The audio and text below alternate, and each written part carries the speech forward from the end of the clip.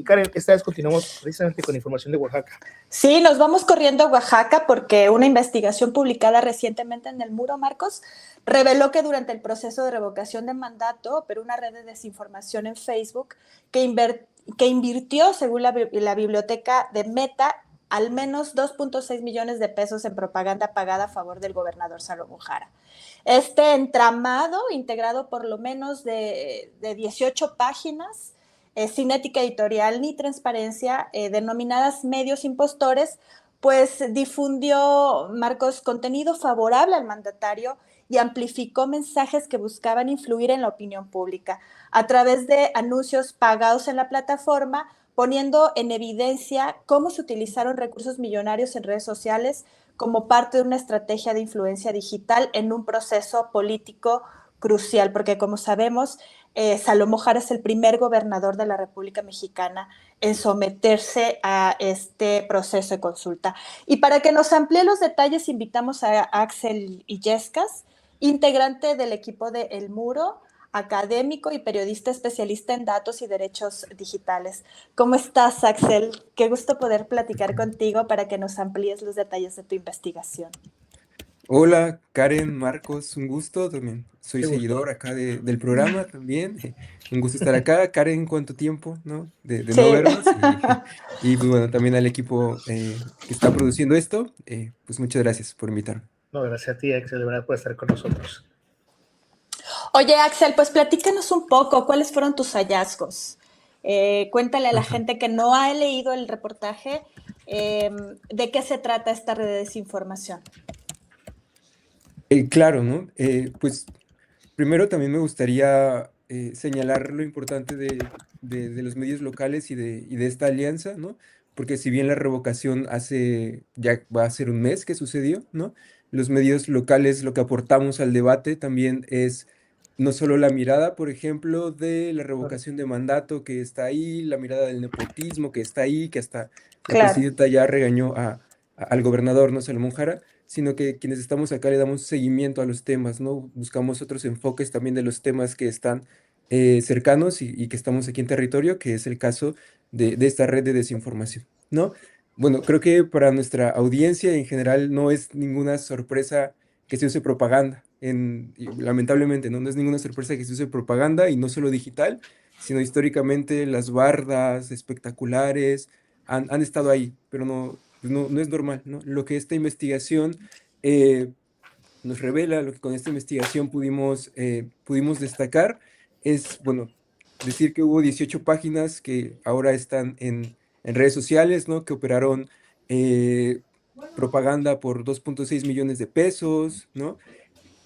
Y que esta red, pudimos encontrar que están ligadas a exfuncionarias públicas, que están ligadas, bueno, dos eran extrabajadoras, una incluso de comunicación social, está ligada a personas de propio Morena estatal, ¿no? O sea, incluso una de las personas que salen en los videos es suplente de una diputada, ¿no? De una diputada acá de Oaxaca.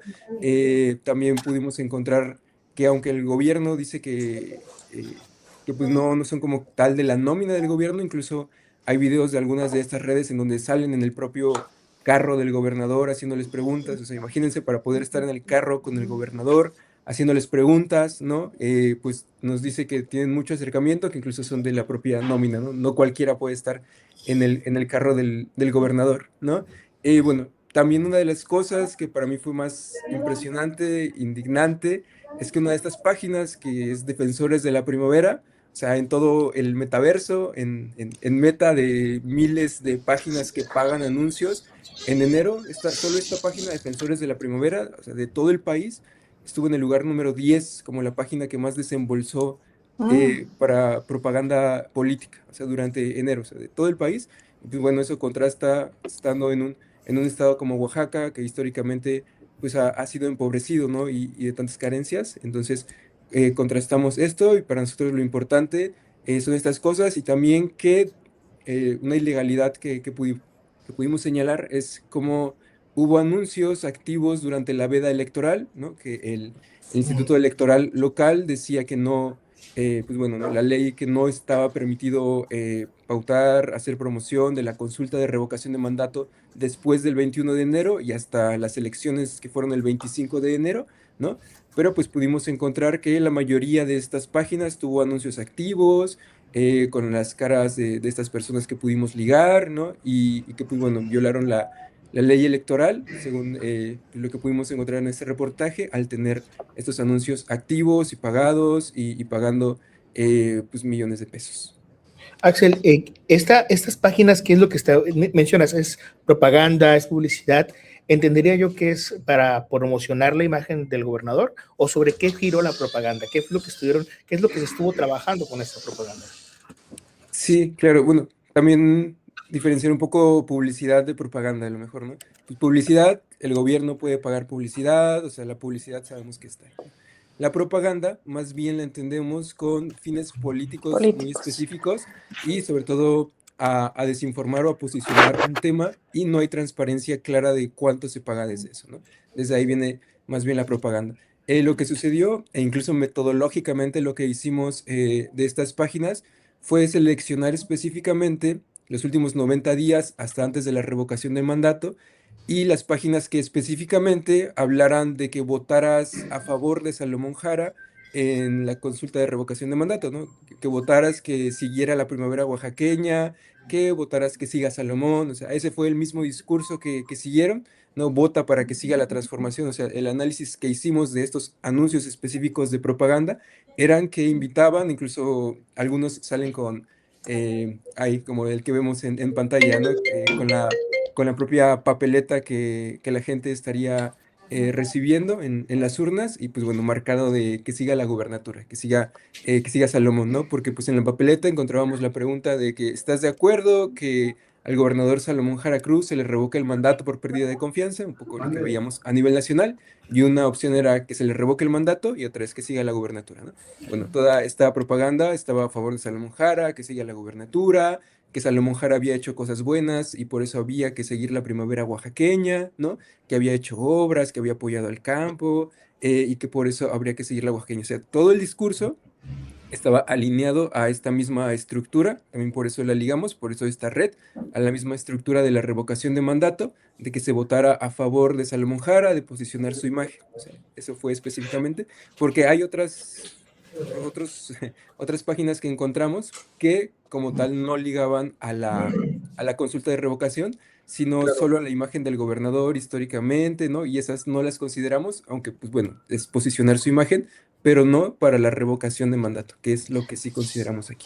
Efectivamente, Axel, estamos frente a una violación al derecho ciudadano a recibir información veraz y a ejercer un voto libre sin manipulación sistemática. Por eso yo te preguntaría, Axel, ¿quién debería rendir cuentas? Claro, ¿Autoridades, justo. partidos, empresas tecnológicas, estos intermediarios de marketing político, ¿no? ¿Quién debe, digamos, rendir cuentas? Porque de alguna manera están utilizando estructuras opacas de propaganda digital que tienen la intención de distorsionar procesos democráticos y políticos. Y no solamente, bueno, decir justamente que ya es gravísimo, hay una violación a la ley electoral, porque los anuncios estuvieron publicitando incluso el mismo día de la consulta ciudadana, antes, durante y después de la consulta ciudadana. De hecho, Axel, perdón que interrumpa, Ujú. pero para agregar, ¿ha dicho algo la autoridad electoral al respecto? Bueno, igual es lo grave un poco de la situación y lo que indigna de repente, y lo que desde acá medios locales y el propio Muro hemos estado señalando mucho, que pues el IEPCO es una autoridad a modo, que Claro. realmente sabíamos que no iba a suceder nada, no estaba sucediendo nada, ya había denuncias previas de propaganda física, ¿no? Que lo único que hicieron pues, fue de repente ahí entre sus capacidades retirar algo de publicidad, pero el IEPCO pues, no ha hecho nada, realmente tampoco ahorita hubo algún pronunciamiento, algún resultado, ¿no? A lo mejor lo que pueden decir y lo que decían estas estructuras durante todo el periodo de propaganda era como, bueno, pues hay que poner denuncias, ¿no? Porque este tipo de también delitos pues no son como tal que se persigan nada más porque suceden, sino hay que poner denuncias, ¿no? Bueno, sabemos un poco que desde el periodismo como tal, pues nosotros no vamos a ir a poner denuncia, nuestra denuncia es pública, nuestra denuncia es hacia la gente, ¿no? Claro. Que tenga una exigibilidad de sus derechos electorales, de sus derechos humanos, ¿no? Así que eso es lo que ha pasado. ¿Quién tendría que rendir cuentas? Pues yo creo que todos, ¿no? Todos tendrían que rendir cuentas.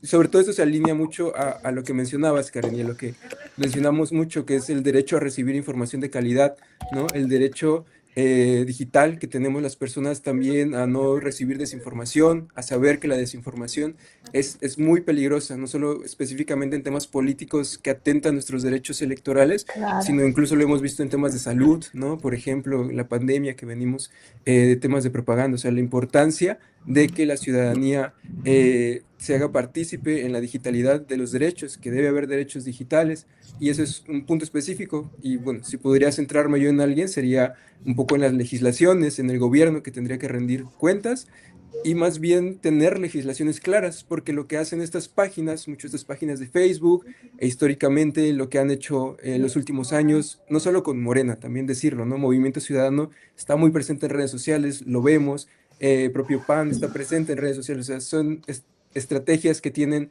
estos partidos políticos en general, ¿no? Pero específicamente en estos casos sabemos que no hay legislaciones claras acerca de Claro. cómo se difunde este tipo de propaganda en redes sociales, cómo se difunde la publicidad, cómo debe ser transparentado los gastos de publicidad de los gobiernos en redes sociales, o sea, eso está opaco, o sea, realmente la ley electoral, la local ni la federal lo consideran, pero tampoco hay leyes específicas en materia de derechos de la ciudadanía en la digitalidad. O sea, México somos de los países que más atrasados estamos en temas de defensa de derechos digitales.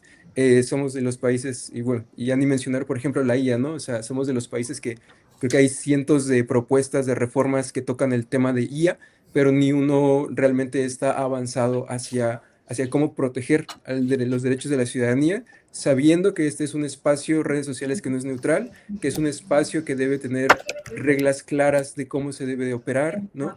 De cómo la ciudadanía debe de participar, de cómo nos llega la información, de la información de calidad que necesitamos. Así que lo primero sería, pues, que haya una ley electoral, aunque sea, ¿no? Clara acerca Claro. de la transparencia, de lo que se gasta en Meta. Después, lo que incluso con el reportaje hicimos fue, pues, pedirle cuentas a las personas visibles, a las personas que vemos en los videos, a quienes ponen su cara, preguntarles incluso a una de las personas ex trabajadora de comunicación social, que es Amisadai Santana. Yo le preguntaba, ¿no? Así como de, oye, ¿y de quién es la página? Por ejemplo, ¿no? De Defensores de la Primavera, que está ligada a otra página. Oye, ¿de quién es la página? ¿No? Dice, no, no sé, a mí nada más me dijeron que iban a agarrar mis videos y como compartimos lucha social, dije yo, Y sí, sí, ya, sí, está bien, ¿no? pero aquí hacer Ajá, la sí, puntualización, Axel, de que Amisadai además bueno, era, según sus propias palabras, exfuncionaria de ujú. gobierno, ¿no? Sí, sí, sí. Y pues bueno, le cuestioné a ella y me decía, no, yo no sé, a mí me marcaron, yo nunca tuve nada que ver con quienes manejaban las redes, incluso yo no les conocí, ¿no? Incluso dijo, yo ni siquiera soy de parte del movimiento Defensores de la Primavera, que así se llamó como todo el movimiento Defensores de la Primavera, a pesar de que ella salía en entrevistas, hacía giras de medios, la presentaban como integrante de Defensores de la Primavera, pero ella dijo, no, no, yo no tengo nada que ver, ¿no? Y le pregunté, oye, pero ¿hay anuncios con tu cara en periodo de veda electoral? ¿Tienes miedo incluso, no sé, que pues, el IEPCO investigue, que haya alguna sanción hacia ti? Y me dijo así como de repente noté que sí, dijo, ay, es como, ay, pues yo pensé que como que todos sabíamos que no iba a haber anuncios activos en esa temporada, ¿no? Y me dijo, bueno, pero estaré al pendiente de lo que suceda. Que al final, pues, no, no esperemos que suceda nada. Sabemos que es un árbitro amañado aquí el IEPCO, pero pues al menos esa precisión. Y ella dijo, bueno, estaré al pendiente. Y justo a mi Sedai nos comentaba Karen, y con esto cierro aquí. Fue ex trabajadora, pero al principio, a inicios de enero, en estas giras de medios, ella decía, sí, trabajé en el gobierno del estado, pero en 2022, ¿no? O sea, dio entrevistas públicas a colegas y decía, sí, pero en 2022 dejé el cargo, ¿no? Después salen investigaciones de colegas locales que dicen, bueno, seguía trabajando ella en el gobierno estatal, en comunicación social, hacia mediados del año pasado, en julio, ¿no? Y pues eso era lo mapeado y yo le pregunté, oye, ¿cuándo dejaste de ser trabajadora, no? Porque pues, no eres trabajadora actualmente. Y me dijo, no, pues en julio, ¿no? Y pues yo a través de transparencia encontré documentos que en agosto, un mes después, ella seguía teniendo comisiones, ¿no? Y ya le dije, oye, pero yo tengo un documento de que en agosto tú seguías trabajando. Y me dijo, ah, sí, sí, por ahí, ¿no? Es como, a lo mejor se tardó en entrar la renuncia y así, pero pues justo estos cambios de discurso que tienen a raíz de lo que se va comentando, estos cambios de discurso y es eso, como que quieren hacer creer a las personas que pues, nos quieren hacer tontas, ¿no? Es lo que platicábamos incluso en discusiones anteriores, ¿no? Que o no son trabajadores, que no son una red que opera conjunto con una estrategia política específica, se quieren hacer pasar por ciudadanía, eso hacían muchos, se querían hacer pasar por ciudadanía que apoya el proyecto de la primavera oaxaqueña, utilizando luchas como las juventudes, luchas como las de las mujeres, o sea, como agarrando estos esquemas, decían, bueno, desde este sector estamos apoyando ciudadanamente al gobernador cuando pues vimos que pues no es así. Sí, claro, Axel. Bueno, pues te agradecemos muchísimo esta Justo. intervención tuya, Axel. Solamente me gustaría, para cerrar tu intervención, justo decir que esta información, o más bien desinformación coordinada en redes sociales, también puede generar un segundo impacto importante, me parece que es que produce riesgos para periodistas y ecosistemas informativos locales, periodistas serios, porque las páginas falsas pueden desacreditar, pueden atacar o pueden sustituir también información periodística real. Entonces, pues nos pone en riesgo y hay que denunciarlo, hay que decir, hay que nombrar que estas páginas justo no son información veraz, son información que está hecha para hacer propaganda política en un momento increíblemente importante en la historia de Oaxaca. Te agradecemos mucho la participación, Axel. Qué gusto saludarte. Gracias, un gusto. Nos vemos. Muchas gracias, Gracias. Axel. Hasta luego. Hasta Y luego. bueno, pasamos esta vez a más información, Karen. Vamos esta vez hasta Chihuahua, donde lo que se ha registrado es una situación muy grave. Murió un bebé Odami en el hospital de Chihuahua y el gobierno ha estado presionando a medios de comunicación, en este caso, medio de la Alianza Territorial, que es Raíchali. Y con nosotros ya se encuentran también Patricia Mayorga, que es cofundadora de Raíchali, y también con nosotros se encuentra Leo Barros. Qué gusto poder platicar con ustedes, Leonel, Patricia. Primero me gustaría comenzar, esta muerte ha sido de este bebé Odami, ha sido una noticia que ha impactado a nivel nacional para ti, y nos gustaría un poco que nos ampliaras cómo sucedió y cómo fue que se pudo registrar esta situación que entendemos ha sido también una presunta, una posible negligencia por parte del hospital. Hola, buen día. Gracias por invitarnos acá a este espacio.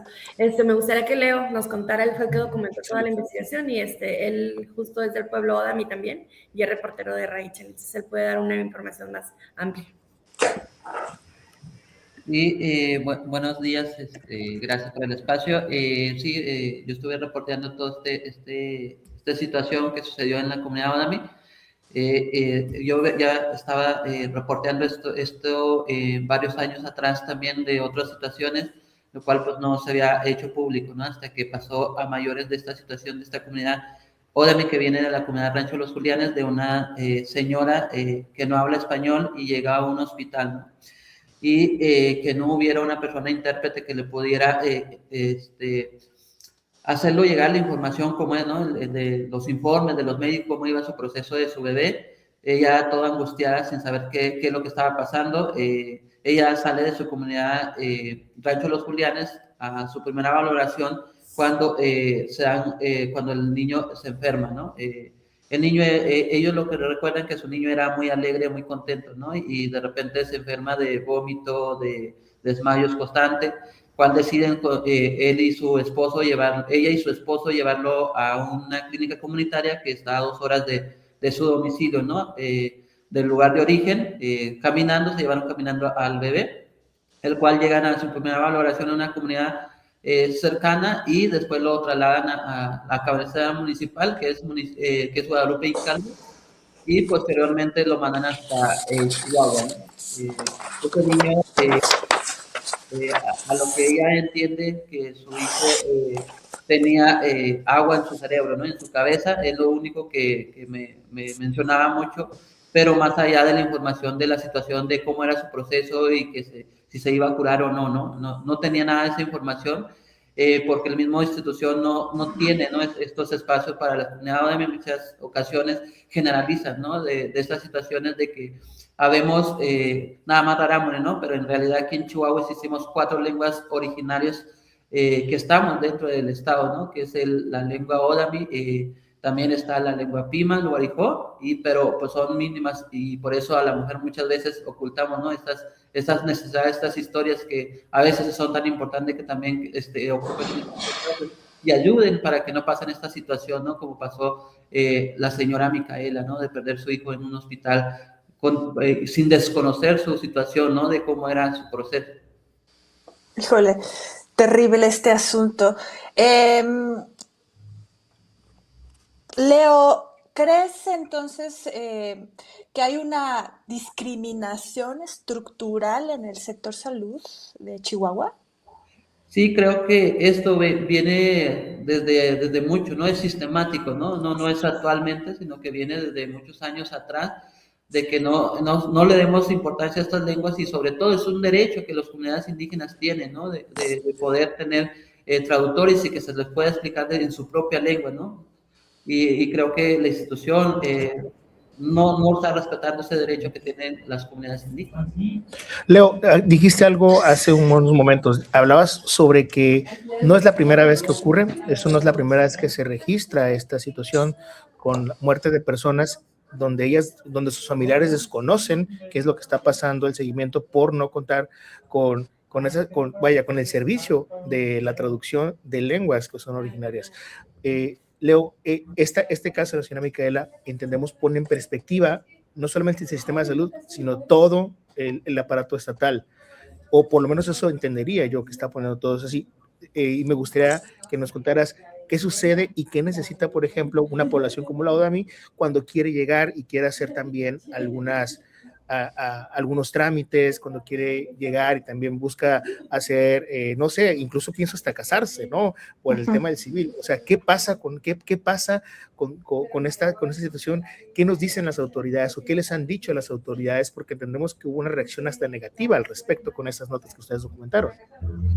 Sí, de hecho, sí ha habido reacciones negativas por instituciones públicas, ¿no? O de sistemas de gobiernos o cosas así, ¿no? Realmente esto yo creo que va más allá, ¿no? Y abre muchas perspectivas de cuánta discriminación aún sufren las comunidades indígenas, ¿no? Tanto en la comunidad en todas partes, ¿no? No nomás aquí en Chihuahua, sino que se visibilizó pero esto ha pasado por años y tenerlo así, la verdad da triste, ¿no? Y lo que yo pediría, que los de servicios públicos, ¿no? Que trabajaran en estos temas, sobre todo también capacitar y entender una perspectiva cultural, ¿no? No más saber lo que hacen su trabajo, sino que también entender desde cómo se maneja en las comunidades, cómo entienden la información y cómo llega a ellos, ¿no? Sí, gracias, Leo.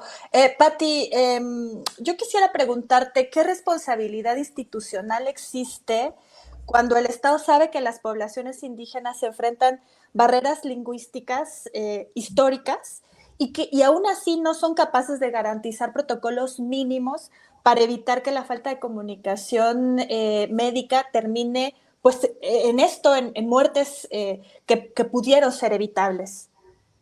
Gracias, Karen. Sí, pues yo creo que la responsabilidad es justo preservar la vida, ¿no? Por ley, cumplir con lo que le exigen, con lo que se les exige, que es tener intérpretes pues se puede decir en cada institución, ¿no? El problema es que luego se concretan o sea, como a que les avisen cuando hay algún caso de urgencia o de algo, ¿no? Ahorita hay muchísima gente desplazada del pueblo Odami, del pueblo Rarámuri, del Guarijó, y la mayoría en Chihuahua son del pueblo Rarámuri, ¿no? Pero hay muchísima gente, y sobre todo ahorita que está llegando a las ciudades de los otros pueblos, y se concretan como a decir, ay, no, sí sabe español porque me respondió sí o no, ¿no? O me respondió, o me dio su nombre, o sea, pero si a nosotros luego nos cuesta comprender un diagnóstico médico, por ejemplo, imagínate, o sea, Leo acompañó a Micaela, o sea, como un acto humanitario también le ayudó a traducir, ¿no? A interpretar todo lo que estaban diciendo, porque llegó sin entender por qué había llegado con su hijo hasta Chihuahua, o sea, de un hospital a otro, y lo único que entendía es que su hijo tenía agua en el cerebro, pero no entendía más. Cuando lo ve intubado, piensa que quieren matar los médicos a su hijo, ¿no? O sea, no entendía nada. Hasta que llega Leo y le explica, o sea, bueno, él atendió todo lo que tiene que atender un reportero, o sea, pidió la versión de salud a comunicación social, y ahí lo canalizaron con una trabajadora, que después eso usaron como para decir, ay, bueno, es que Leo no se presentó como reportero. A ver, si vas como a comunicación social, obviamente vas como reportero y él está identificado como reportero de Rachel. De Rachel. Ahí entra un aspecto de discriminación, el sentirse dueño de ellos, ¿no? O sea, ¿por qué Leo tienes que darles explicaciones de cuando está haciendo su trabajo tal cual, ¿no? Llegó a ver como reclamos directos hacia él. Bueno, primero nos pidieron a nosotros, o sea, como directamente a mí, como que bajáramos la nota un rato, ¿no? Porque estaba muy enojado el secretario y, o sea, terrible. Dije, obviamente, gracias a lo que hemos como construido juntos, ¿no? Con Territorial y otros medios, o sea, por lo menos la verdad, nosotros no aceptamos ni buscamos publicidad oficial hasta que se regule, justo porque sabemos cómo se presiona, ¿no? Y la otra es que le estuvieron diciendo a él también como que si tenía algún problema con el secretario, digo, gente de los pueblos rarámuri que trabaja en la secretaría, que si tenía el problema con el secretario, que porque no lo arreglaba con él, ¿no? Pues está haciendo periodismo, o sea, imagínate. A ver, Karen, si tienes un problema con el gobernador de Oaxaca, ¿por qué no vas y lo arreglas con él en lugar de publicar, ¿no? Entonces, como el trato de sentirse dueños o dueñas de la gente de los pueblos indígenas quedó evidenciado acá, ¿no? O sea... Sí, es una falta increíble de sensibilidad, tremenda falta de sensibilidad. Exacto. Oye, Pati, me gustaría, o sea, justo, o sea, la reacción, entiendo, la reacción de Rachel Lee fue sostener la nota se puede leer en Rachel Lee, pero ¿cuál también ha sido la reacción de las audiencias? ¿Cuál ha sido la reacción también de las personas, de las comunidades, de las organizaciones civiles? Porque ese es un acto de censura, o un posible acto de censura, el pedir a un medio de comunicación que se baje una nota porque se está exponiendo una situación que debería estar enmarcado un asunto incluso legal, que o sea, ceñirnos a que únicamente hablamos español en este país es desconocer que tenemos una gran variedad de lenguas y pensar pues que en un estado como Chihuahua, donde hay 4 lenguas distintas, donde residen incluso una ciudad como Chihuahua capital, que residen estas mismas 4 lenguas, además del español, híjole, o sea, pienso mucho y por eso pregunto, o sea, ¿cuál ha sido también la reacción de la sociedad civil al respecto? Bueno, nada como acotación, son muchísimas más lenguas, digo, las originarias de Chihuahua son 4, pero aquí hay mixtecos, hay chinantecos, hemos hecho trabajo juntos, ¿no, Karen? Hay sí, de purépechas, hay de varias lenguas, ¿no? Y menos tienen intérpretes, también es una pelea que están dando. Afortunadamente, Marcos, bueno, la mayoría de la gente ha respondido bien, ¿no? Incluso medios locales, o sea, como han logrado meternos, ¿no? En entrevistas, como para contar. Obviamente, pues no se puede como hablar con toda la libertad, como lo estamos haciendo ahora, pero se está dando, ¿no? Hubo varias organizaciones de la sociedad civil que se han pronunciado públicamente y abiertamente a apoyar a Rachel Lee. Lo que vemos como en redes sociales, sobre todo, justo es la indignación, ¿no? Hay columnistas que han hablado de esto, que nos han apoyado, o sea, porque, como bien dicen, no es como algo en contra nuestra, sino en contra de un derecho constitucional, fundamental, ¿no? Que es la libertad de expresión, que es el derecho a la información de toda la gente.